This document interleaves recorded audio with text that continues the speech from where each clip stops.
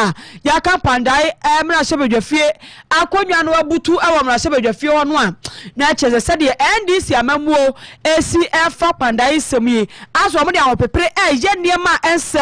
emwa emagane ekemamika bi no enso enkoyie yetie Dr. Alhaji Mamudu Baumia. To say the least, very, very disappointed in what is going on in our country. Looks like our institutions, democracy, and our tenets of democracy are being undermined. The issue of Pandai with Matthew Nyindam is not a new issue in our democratic politics. You've had issues with Dana Bodakpi, you've had issues with Techi Kase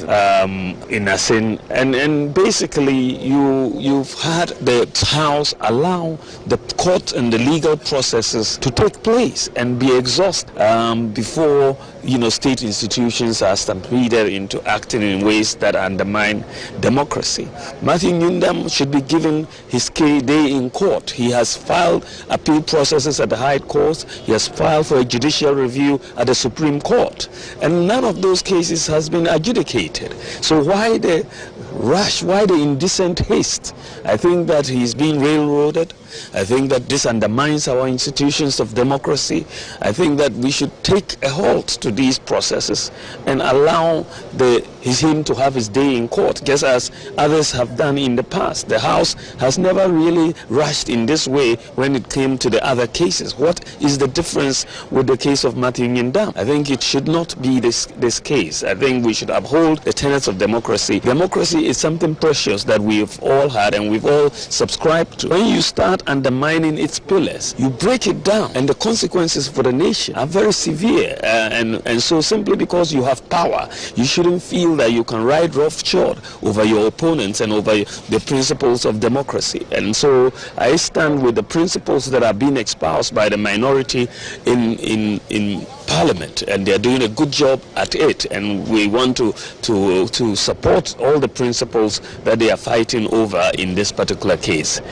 Dr. Alhaji Mamudu Baumia and Yatin and Kawasi Semi Tamale High Court at the Bay, yes, Yanka Kunyani Mutuna Biran El Kosono. Ora Matthew Nyindam, wano ena bani yokoto 2024 no onyaye or MPP ni won nyaye asese no wo ma shebe fie se Pandai for MP anu wo ho asemi bay wo se Tamale High Court at the Bay ye Ora Nyindam a file appeal Sikka appeal no mpanyifo ka wia na ka etumi atwa ye Tamale High Court to die nim na appeal ne ho sam NC ye Supreme Court to die ni NC ye na sa aban ne pepre ne ho ma se koso a na ne aban no ka mamika bi no aga na yekura mu no aban no emfa enye adwuma Dr. Alhaji Mamudu Baumia opanyo be so okura franka bi odema MPP amanyeko no eno no so adwe kire a wa kire e dia fa kwanda ho sensem no ene eteye yi Wapandai unsensem ya ena kuo bi a yato ni din sa Election Watch Ghana enso ede abetu dwase oho afede atim omayimu ayeye ade abechi bia rerun ade abechi bia ba election ade abechi bia yakwa akoto abafoforo se yesa na yakabi mami nkabi no na yatoto na se ose yesa na gidi atimamufo wo electoral commission mu no nso no na gidie no ekofom anisa ose ndi titiri pa ne se eya na eman ne bo ka dodo atimamufo tax eto kakra yetu ase yemfansi school adan eto kakra se yetu ase yemfansi asupiti eto kakra se yemfanyi akwan no eno ena na aban no de kose yanko na yemfa nkoto aba eko eche ma se rerun sem no adoso dodo omem yanyane ehye yabato anhye ye yanyane ehye ne ma ye na rerun no eto entwa okoso ade kokobosem ma ona wo Pandai se ewum se homo kasafa rerun ne ho de na nso Pandai se de anya atomo enti momu abo amu na munyina mumfa mu hunhyem na abato ya yabato busumi a ewumi ne da etoso ade asano Pandai MPP Pandai NDC fo nyina munya komakro na munkosala tintintintintin na munkoto aba yenko na yenko tie panyipa oda ekuya no a friend Mark awusi ako. What the Election Watch is much concerned about has to do with the repetition of road runs after the 2024 general elections. And we see this to be a serious financial constraint on the taxpayer, for which reason we would like to indicate that moving forward, the institutions that are responsible in handling electoral matters must do that in all sincerity and ensure that there is that level of transparency and accountability. We would call all parties involved that they should try as much as they can to participate in this election because it calls for a more participatory democracy. We believe that our collective efforts will bring about the needed transparency, the needed fairness, and the participatory of elections that would help our democracy strive very well. Nibayetini nkai Mark Ewusi Akon ono eneda ikua efreno Election Watch Ghana ano. Yada so ewo pandai ensem no emu na yese de abetomu ene se nada ena Electoral Commission ne de krata ebaye se nyame ya adomu 30th December bronya bosumi ewo mu yi de taso aduasa ena Electoral Commission ahye se pandai se de court no tamale high court ahye se ma shebedwafi akonwa na yese yaka butu ekoto ne foforo ni 30th ena temamufo nya ne Ghana fo nyina embo abobo ho ne du o masan akoto santene akoto emrahye bedwafie akonwa no eso abaya kokromo ni kromo fo akodi nkomo amomo so ache so o ma ye ready o ma boabo mo mu di bronya ni wi a ene no makosa so akoto abane yenti o man so abane to atie de bo to abane ene me bon price into na say obibia me so wi anko ye into obibia o na no adura obibia on to abama ni pa no pero because we am very basa we go to do le ye pe send your yanya advantage say that better abase I say do na ye pe no I say omoye mai try to na MPM about bana wa bokanda akanda development aba so yes from here for mucho say dan dura enyina free na nkoto aba no ni MP always market akanda development aba amas Wonder is not going to be the first or the last ever run our constituency and say fine we are going to vote and the election so dia obepe bia no nkoto naba in peace because we know as the law from above obin to me ka say yen to me to about and then here asunbi wo kunka nti abane de wo say yeto obi anya butena ye den yesa akoto utuma MP a okwa that really no say kwa den wo say akoto ma wa utuma NDC candidates wo kwa na wa ye den no akoto ma no akoto fa den akoda so metuna mu enye sika omummo aye no ma dada ya che MPP na NDC fo MPP ba first time NDC ba mo first time brand enye sika me de ejo sika no maami de ode kwoto ba na se sika wudi ko bie wadwuma panda ya de hye ne ete wo monkan ye wiye ene yesanso ene MPP amanyoko ne me wo ho ene NDC amanyoko ne maso di komosa akoba ne sei no omonso omoje asem ne sei bi na ida asem no kwa de ko to na can see even 3 days and as 1 week plan say Electoral Commission oba ever share date say yankwane ankoto aba we are fully prepared until endra a date no by free endra a copy 30th na 20 days and I think say enough as a political party say debating your campaign in a winning seat so until any problem the surprise I can say a surprise there then is understatement sounds say we are consuming election we in Pandai a state sponsored election person munchinchin horo matunyin damsa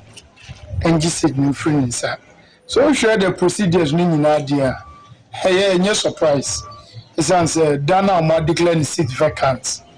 and the next 2 days time on the Electoral Commission as shared date 30th young Kotraba so hey na surprise this kind of decision is happening to Honorable Martin Dam at this material movement. Now questions are be someone say Honorable Martin Dam dear are there no all different manner they ruling on the case and now a previous imbra they ruling on Willensi Samuel Nimakan case no. Is it the same thing I do ruling Abu Sakandi dear no and is the same thing I do ruling on Jachikos in dear no. Any ITA MPP amanyoko ni NDC amanyoko ade share mo pandai eno mo so do magin chere fa sem ne ho atodwai Yefri pandai on sansam so na yemfi ani nkyere mu ewo atebubu ne kajeji kwan ne so ashankafo ene timamufo a onam sa kwan so e de abetu dwase ensem bi ha o mo papa ɛhɔ ɛne ɛbɔpini wɔn ne yɛbisa wɔn sɛ dɛn ne mu nsɛm ɛna wɔn kyerɛ mu ɛkwan na wɔn nam so no bɔmpen ahodoɔ na dɔɔso ɔkyerɛ mu bɔmpen bi wɔ hɔ koraa oduru wagye sɛ ɔsesa blog no ɔde agu so ansa na cars na timi afa so ɔsɛ bɔmpen ne yɛayɛ na kakraka ma sɛ wonam kwan ne mu anadwo koraa oho na suro koraa ehu abɔw ɔsɛ bɔmpen ne bi so kyɛ sɛ wodu na enum koraa na wɔahyia bɔmpen ɔsɛ bɔmpen bi wɔ hɔ nom nso a timamufoɔ na kasa na ayɛ ɛna wɔn asesa ntwoma ne nɛteɛ ɛna wɔn de abɛgu kwan nim na sɛ nsuo tɔ nso a na hɔ nom ayɛ atɛkyɛ sɛ pacha ɔkɔso ɛde adesrɛdeɛ ɛba Ghana highway for sɛ wɔn nkeka wɔn ho na wɔn mɛfa kwan no so na bɔmpen ahodoɔ biara ɛnsɛm fata sɛ si hɔ nom no wɔn ntutu bɔmpen ne nyinaa ɛmfiri kwan nim ɔsɛ deɛ ɛha wɔn ne twa wɔn nsoro mu koraa ne sɛ bɔmpen ahodoɔ wɔ kwan no so nyinaa ahyɛn ho nhwɛsodeɛ anaasɛ signpost biara ɛnsi hɔ ɛdi sɛ wɔnam kwan no so na sɛ wodi American tɛntɛn na wonim hwee a wobɛwa ne sɛ wo kaa no animu akɔ na akɔbom sɛ boyam na wo kaa no agye nsɛm no si hɔ ɔkyerɛ ma wɔadiɛ ɛha wɔn paa nti Ghana highways for ɛmɛyɛ bibi ɛmfa yɛnkɔ ne yɛnkɔ tie atebubu ne kegyegyi driver fo no By 6 years in by Yahanum no, Rachitu Kumaseno, a Sanyon on a dozen one. Managiana Rams not some man, and I sometimes ultimately you were careful soon until Ubofumu over a course accident be brave. Our hand so still no Afina. Be brave. Driving a dear, you were quite to cover 30 years in but you also need no cranny a dozen of down almost so no on why I'm an apostle into my Okitaka and now you're who now no Mukwana program.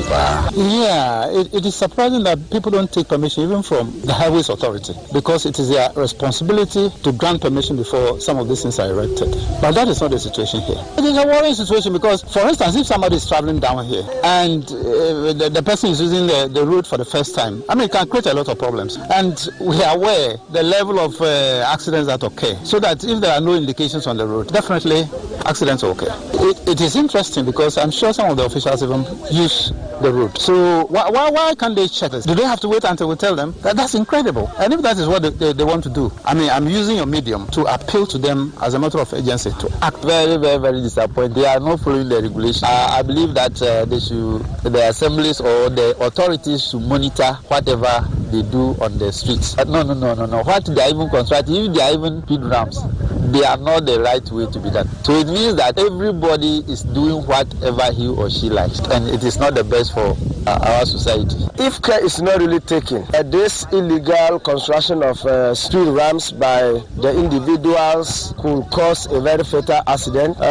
Those using the cars are complaining, motorcycles are complaining, we the motorbike riders are also complaining because they are too high and there's no sign to actually direct any user or road user to know that there is a speed ramp ahead. Well, the speed ramps on the way is very, very bad. Some places the speed ramp are there, but there is no sign or symbol indicating that there is a speed ramp for the field. So if on a speed, you can easily fall or get an accident. It's very bad. So I will play that if there will be any speed ramp on the way by any community that will be initiated, there should be sign or a sample indicating that there is danger ahead or there's a ramp ahead.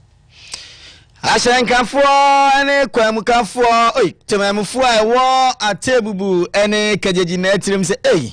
bumping na dosun nti Ghana Highway Authority mu mebibi emfa ho asamo mo enye honko a bumping that is say dey obi abi na no aye bi woni fie anim enye ne ye na problem ba sa wo driving na sign ni ho a ekwan a wonnim so de now wonim say unza sign is in change speed ramp ahead and nipa driver ni no hu say speed ramp so turnable na mo akasa because as a concrete bit me ko tayo say de be yo ahoma kase ni bi no mo de abeto kwan ni ebi enkwanhia ba de bia won wa ofro ya na de wo kwa beto wa fa so kura obukwa kuku yesre Ghana Highway Authority enti say wo pe speed ramp wo fi anim a koma kachiro mo se bia ha no e community nkwada twa mo dodo to mo ye ma wana o mo de sign na si wo se be odre ni ba sign no cry omumienu ye wo kokko bi a draw attention say speed ramp ansa na wo akọ to blue and I think blue and eno so esi ho say speed ramp e wo ho nti hweniye ba we de ba kokko na so wa wo de ye wo fie anim a wunya sign ni bi mfanse ho esa so na de wini omukeka o mo na de ye free right na ye mese enko ye Ghana Association of Medical Laboratory Scientists Krofo yo mo ya lab wo hospitals ahudre wo mo na ababonten se omo wie school no a se be ya obenya adwuma akwakoye se lab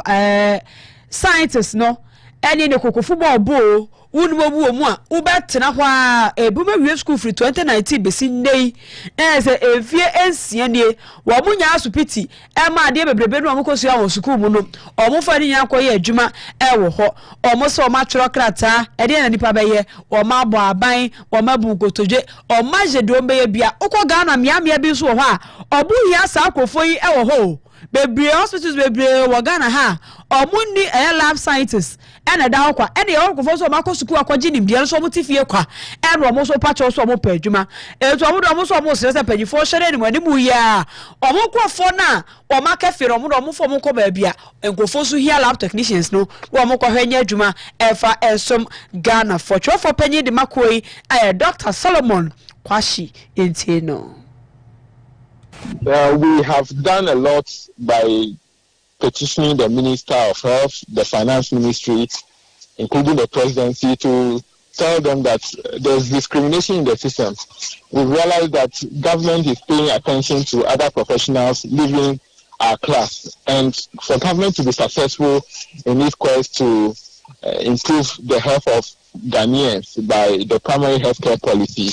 the lab cannot be left out. And for the past 6 years, this government is doing this to them, and yearly the Ministry of Health through the Allied Health Professions Council will demand that they renew their team. Once they are sitting at home, they feel that this is discriminatory.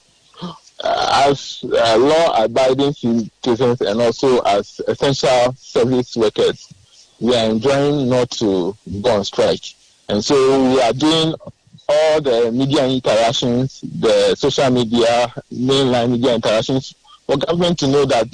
there's a problem, there's a crisis, for them to take action. Beyond that, our colleagues want to hit the streets, but we are prevailing on them to exercise some patience as we engage government. We believe that this government is here to solve problems. It should be a listening government. And so we are calling on them to take immediate action. Dr. Solomon Kwashi say oya sure said the abine Kase abine radio and also a listening government yes and for Kase3 no to almost do ma this say fan so say adaroma on kebi na omo makwaje entity fa medical laboratory ho na no mo fie free 2019 bepemu ne yempe ba before obi anwura wo so enya adwuma enye. Dr. Solomon Kwashi wo no na ye general secretary Edma Ghana Association of Medical Lab Scientists. Yanso akasi abane so ne afia ni nchiremu National Anti-Illegal Mining Operation Secretariat etwaniti awaka ne se NIMOS busumi emu de omawoso omo papa titiripa ne asante mantem ha ene ofin ensuo yomu fratifi na omo ba na afo ene galamsefo ne womo ogina nsuo yisu nyina galamse nyina opusu omo ho de akere womo eno ena National Concern Small Scale Miners Association ede abetu jase omo baye do betimi aye bia ede aboa NIMOS ama omo etimi etu galamsefo no so sa ama galamse no omo abre ano ase ewo omanyimu okirema NIMOS yi de omo bodwuma sonko papa ene ya wa wusi nsuo so obehu ane se omo so usisi achi epa omo kirema se NIMOS koso a eye adwuma se ya eno ebeboa ama sese galamse a ebu na atempenten kwa ewo manyimu achese wura baabia galamse wo ho no eto ebetwa ose eno kra ebeboa ama omo ye small scale mining na omo won krata no omo nya asumdie ede aye omo dwuma okiremu a ene oni awo won krata na wo ye wadwuma unyira ho kra na ayam hyehyew esanse womo a omo ni krata no ede omo ho afra omo nyina ena omusi nsuo no so na omo hunu nsuo no potopotopotopotop eno ena ekuo ipanyipa odano Michael Kwadwo Peprade atum se de naimos fo ne ye no omo aye krado so ombeboa omo pa ama omotimi ayedwuma abonsuwa nsuwa ehoban ewomen yemko dienkotie Kwadwo Pepra Michael. For the past 2 weeks, the task force started their operations in Achiase. We moved downstream to Beposo, then we moved to Etuntuma, then later we went to Afepaye and Kenyago in the Amanse West District. And we've been able to destroy over 100 chamfer machines that were being used to destroy or mine in our various water bodies. That is the Ofin River. The association has been able to monitor the activities of these people, and in so doing by using our various speedboats to monitor the various rivers, and in so doing we all can testify that now the Ofin upper stream is getting clearer, and that is the advantage of what we have done. Eja Kwadwo Pepra amananso awie no chiremu se sika botene pa omen fotosamfo etwa ediama naimus no omugitumpa se ebeboa ama naimus etimi enya akade bia esese ebeboa omo amotimi edle akon galamse no ochiremu ewom se omunya akade na omunko antimi nya adwumanti omummoa na timamufo no nso yanka bibi nto omadwunu mu se naimus no ama se betata omunemu mebai se eba beboa ama illegal mining galamse no omo etuase yentie no. The NIMOS itself cannot fight the galamsey, in a sense that we've used the same approach before. If you remember when Operation Vanguard and Hot were being given that mandate to fight, it did not really achieve any meaningful results. The only thing we need to understand that there should be more sensitization so that it will be a call to help salvage the destruction of our various water bodies and our various lands and our forest reserves. So I think the approach being used by the minister is very good. Now there is a lot of sensitization going on, and now when you go to the communities, they don't see government as enemies. They only see government as the one who wants to make sure that people are not doing the right thing, do the right thing.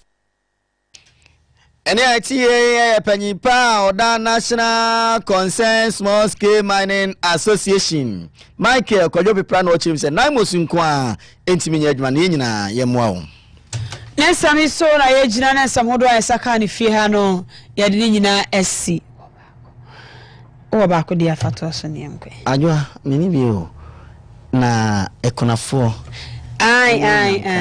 eno kiwia ne yede atwaso titwaso ene Sikka FM akunafo ne nya kabedi de adwumadi na eba so last year ne kama mommo anti afin so se ba so 24th December eno ntu so de obetumi de abeboa bi asa ye aduane sa ya no de sa ye ntade sa ye mo sa ya anwa e Sikka so 0594 569445 0594 569445 ye fie he ya so S5 opposite oba de boso de bua bia oso betumi de aboa amakrofo ni nyanka bronya no no mbedi no ye de ne kama kase no mu na ase de ma ne usuma adwumayefo nyina kwame for abaje ona eboaba ensem nyina no ma yesem for falasan so sem e de ma ye dem ha de e CEO Edema Bullet Fashion Center DJ Bullet ona chinchim fo man nyina e de ma je enwanu ate enka anwuma medin e de ajua nyako abron maamene Bama ba yawo yeboa